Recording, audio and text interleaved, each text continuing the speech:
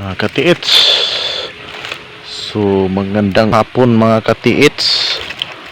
So explore na naman tayo mga katiits. Ito matandang puno mga katiits. So naagnas yung kabila at mayroong bukol mga katiits. So mayroon tayong binisita dito. At yan. So in-explore natin. So magandang hapon. So ayan, in-explore natin yung matandang puno na yan. Kung may laman. So maganda naman tong puno to. Napakatanda na. Pura buyag. Buyag. So dito tayo katiits. Hinahanap natin yung isa. Dito sa dulo. Mayroon isa dito. Okay. Hirap dito katiits. Hindi natin lapitan. Isang puno yan, mahirap lapitan kasi pagka mayroong ahas dyan pag dumaan tayo. So yan ang isa. So hanapin lang sana natin yung kung saan mayroong nakabaon. So ang hirap nito katiits kasi baka mayroong kubra dito. So yung isa, ito yung pangalawa at ito yung pangatlo. So yung distance sila ay 7 meters. Naka 7 meters sila. So dito po yung nagdetect yung humid locator natin papuntang east. So dito siya nagdetect mga katiits.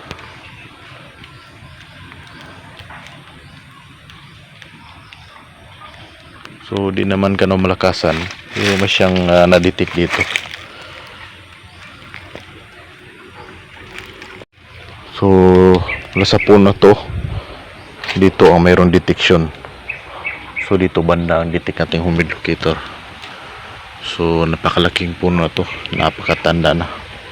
Mayroon na siyang bukol at saka may bukol din dyan. So dinitik natin metal detector, ay wala pong na-detect. So dito siya portion. So mahirapan tayo nito, baka malalim kasi mahina po yung ikot ng locator natin. Kailang sana pag malakas. So dito siya nagdetect. Gusto sanang lapitan to. So mahirap dahan-dahanan.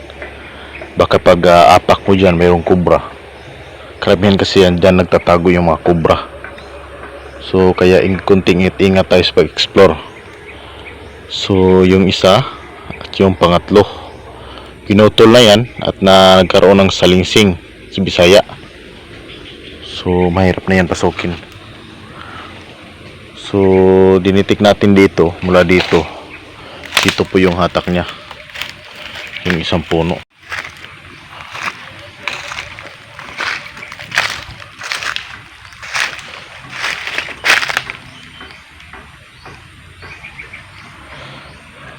So shout out sa ating mga katiits, lalo na sa taga-subaybay nating YouTube channel. So magandang hapon po sa inyo. So in-explore natin to. So mahina pong hatak, so possible ay malalim or yung mga dust gold, kasi mayroon kasi mga dust gold dito. Yung lupa nito kasi malapit dito sa dulo ay mayroong ano doon, anong tawag nun, mga bangag ba,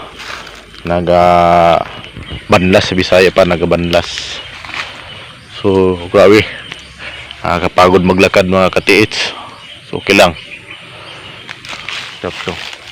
So doon yung may-ari sa unahan, hindi siya kapasok dito. Doon lang daw siya sa pinadetect lang niya sa atin kung mayroong laman. So mahina po.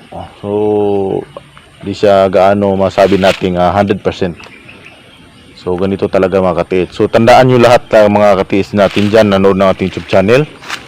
So marami talagang hindi alam tungkol sa mga pagtitreasure.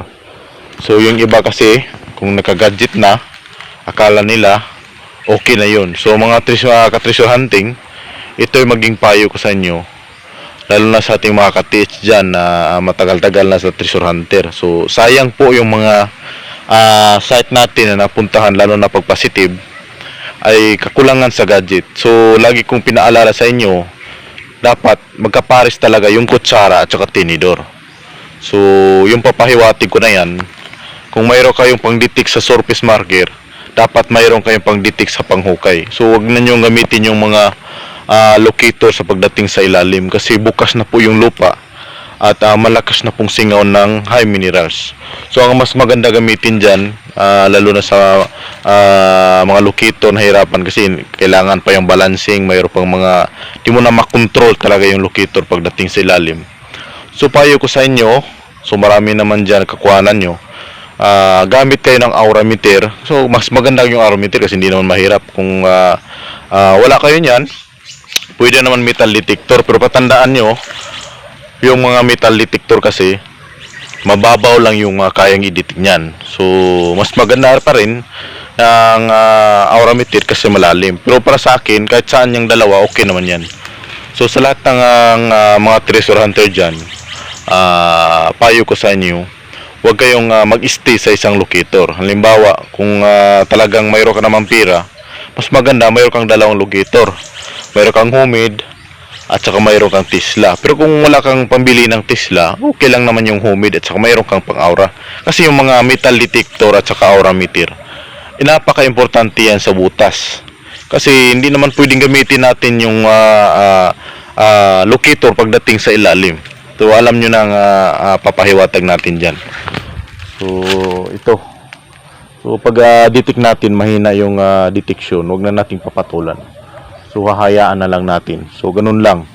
So kung magbutas ka, hindi na pwedeng gamitin yung mga locator. Ang gagamitin mo dyan ay gumagamit ka na ng aura meter. Kung mayroon kang metal detector, metal detector. Pero yung mga metal detector, ulitin ko, mababaw lang talaga ang kaya niya. Mas maganda pa yung aura meter kasi pagbala mo ng gold, gold talaga hanatik niyan. So yan po ang maging payo ko sa lahat ng ating mga treasure hunter.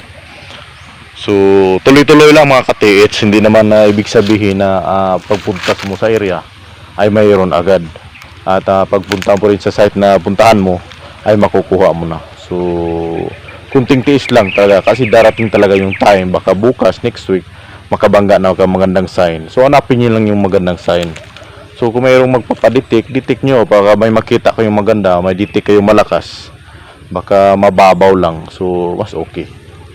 So yun lang mga ka-TS, maraming salamat sa nanood natin YouTube channel. Lagi kong tandaan at pag maghukay kayo, gumagamit kayo ng metal detector at saka aura meter. Kasi yan talaga ang tamang pagtitiits. So mahirap na kasi pag locator ginagamit nyo. So mayroong iba talaga na locator lang ginagamit. So mahirapan talaga kayo. So yun lang ka-TS, maraming salamat at God bless po sa inyo.